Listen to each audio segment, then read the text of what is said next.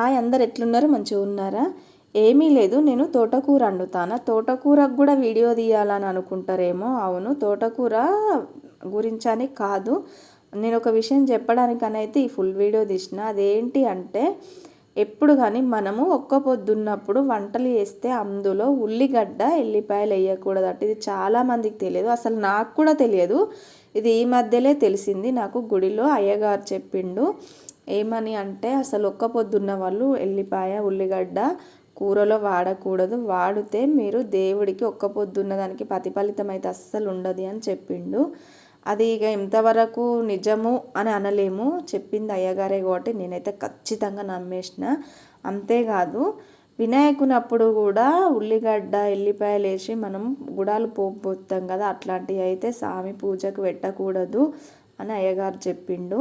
ఈ వీడియో ఎందుకు తీసిందంటే, మీరు కూడా ఒక్క పొద్దుంటే ఎప్పుడు కాకపోయినా అప్పుడప్పుడన్నా కొంచెం ట్రై చేయండి. ఉల్లిగడ్డ ఎల్లిపాయలు అస్సలు వాడకూడదట, మీరు కూడా వాడకండి. దాని గురించి అయితే నేను ఈ వీడియో తీసిన. తెలియని వాళ్ళకి ఎవరికైనా ఉంటే చెప్పండి. కొందరేమో నమ్ముతారు, కొందరేమో పట్టించు